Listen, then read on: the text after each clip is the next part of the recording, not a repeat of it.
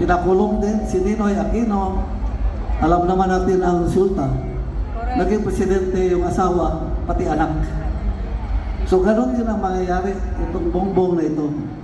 Mas masakit ang mangyari sa kanya kasi ma-excel siya dito sa Pilipinas, hindi na siya makabalik. Happy birthday to you. Happy birthday to you. Happy birthday, happy birthday. Happy birthday to you. One more time, mas mabilis. Happy birthday to you. Happy birthday to you. Happy birthday, happy birthday. Happy birthday to you. Mas malakas. Happy birthday to you. Happy birthday to you. Happy birthday, happy birthday. Happy birthday to you. Happy birthday, Tatay Digo! One more time, happy birthday, Tatay Digo. Happy birthday, Tatay Digo! Sa gabi hanggang salamat sa inyong pagsuporta sa pamilya ng Duterte. Kami ang mga igsuon ng pamilya. Isuko,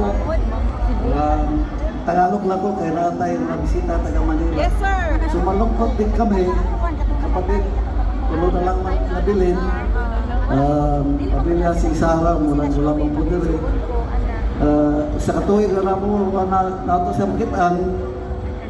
Pero sa ako kasing-kasing o sa akong manahuna, makauli man siya.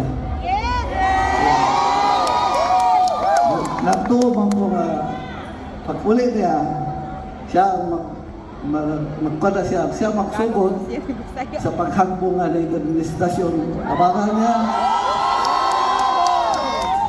niya si Vice President yan anak para reviewon ang Pilipinas sa mga korap ng mga tao.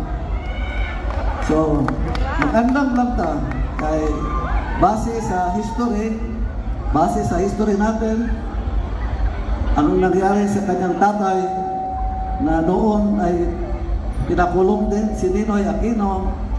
Alam naman natin ang resulta. Naging presidente yung asawa, pati anak. So ganun din ang mangyayari itong Bongbong na ito. Mas masakit ang mangyari sa kanya kasi ma-excel siya dito sa Pilipinas, hindi na siya makabalik.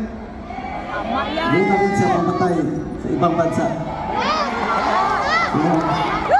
Laban lang tayo, huwag tayo mawala ng pag-asa at sigurado ko makakawin yung kapatid namin. Maraming salamat. Sabay tayo.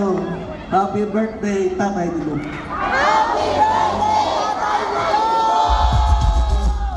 Alright, at dahil dyan, kakanta tayo ng happy birthday song for Tatay Digo together with all our councilors, Senator Bongo, Yes, and all Attorney- our guests. all